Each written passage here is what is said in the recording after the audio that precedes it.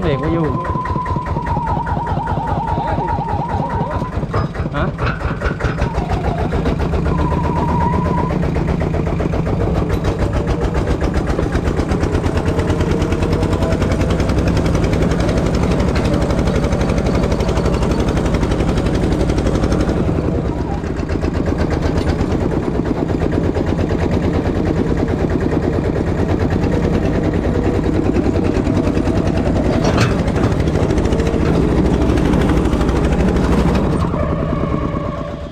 สบายดีพี่น้องทักทายสบายดี FC สุขุทุกคน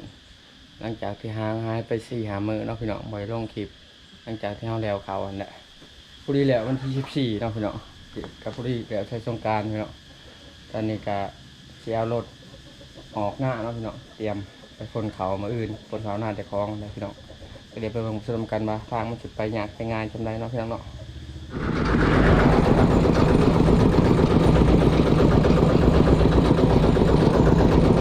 ต้องมือมานี่พ้นตกพี่น้องเลย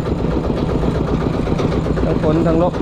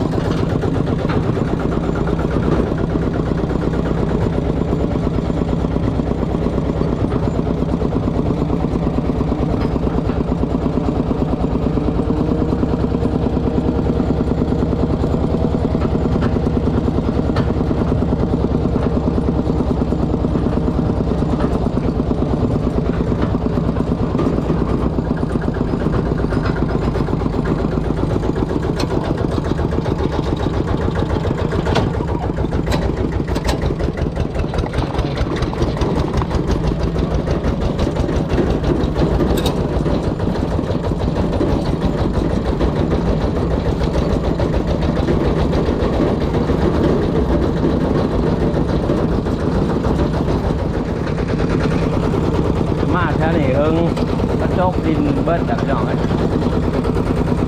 ตีเบิ้ลแลนเอาดินไปเฮ็ดดินตีเนาะแถวนี้เนาะเป็นดินน้ำท่วมพี่น้องแถวนี้ย่ามฝนน้ำท่วมเบิ้ลกันแต่ว่าเขามาจกน้องเบิ้ลแล้วจกเอาดินฝนให้โรงงานดินตี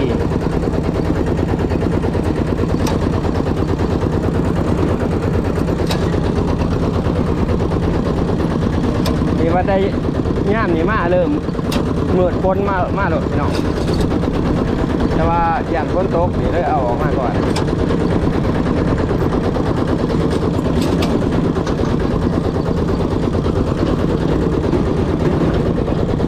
ตกย่ามไรไม่จะลบจะปวดไม่จะลบเหมือนไรย่ามเนี่ย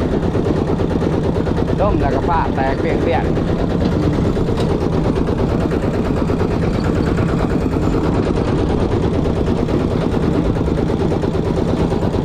ป็นน้องวะ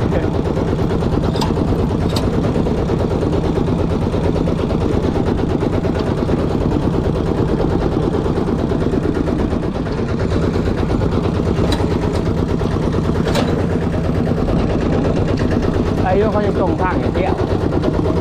มีความเหลิกของเขาจ้ะ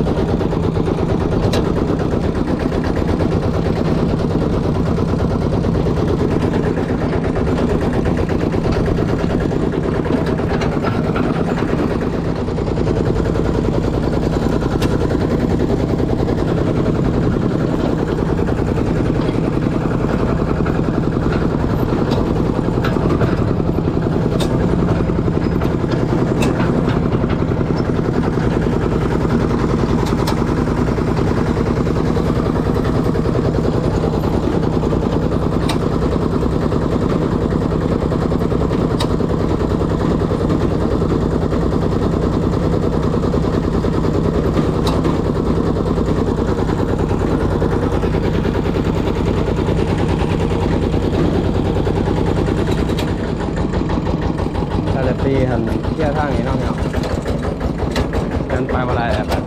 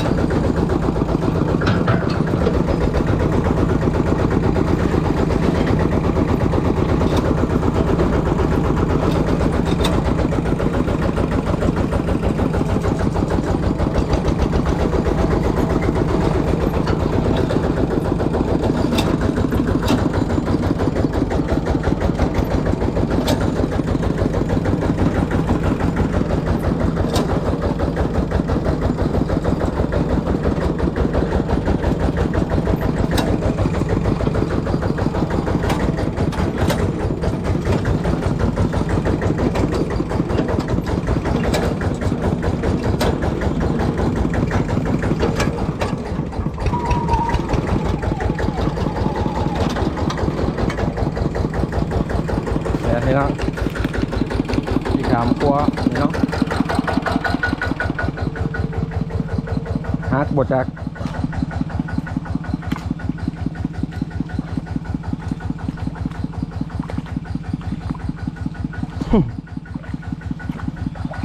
น้ำก็แห้งลายพอฝนตกมหักตีเนาะ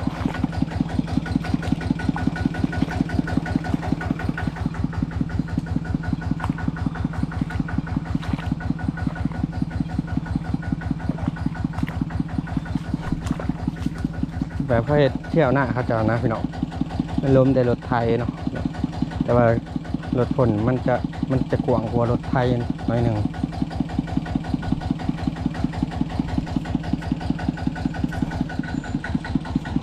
ไต่เลยเนาะพี่น้องต้องเอาหัวมันเขาก่อนว่าไปไรคือไปไร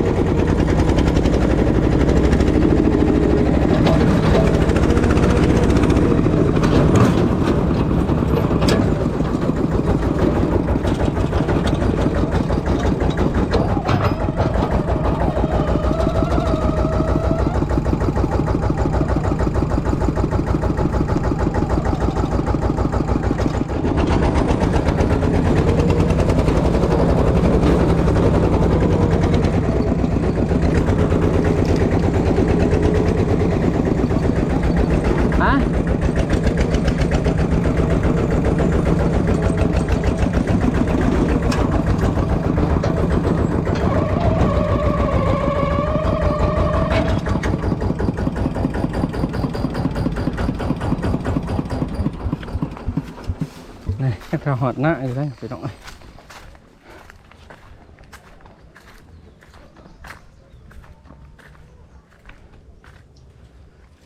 นี่ให้เราไปตามนี่เนาะพี่น้องนี่โอ้ยทรมานดิพี่น้องเดือดร้อนกันละ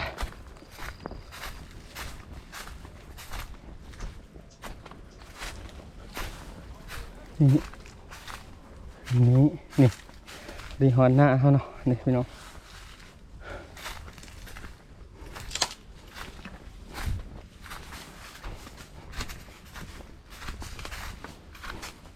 นี่แล้วมันจะต่ำมันจะหาไปบนรายการ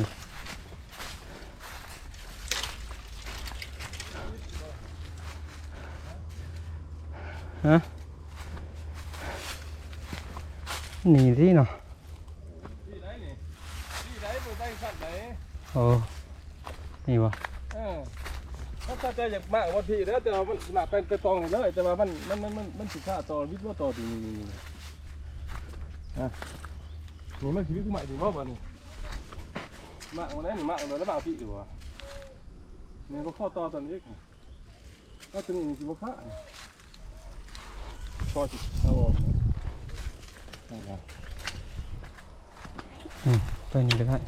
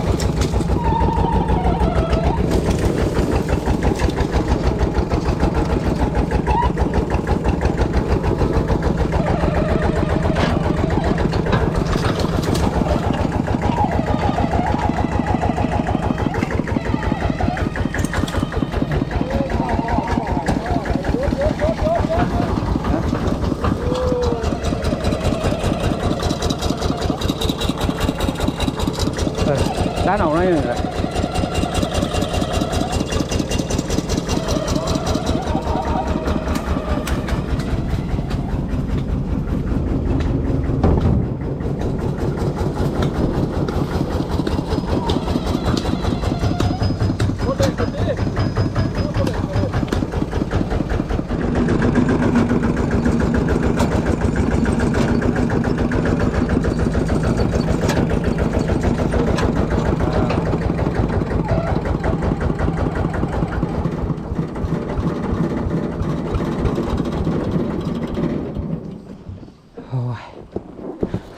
หนาหอนไป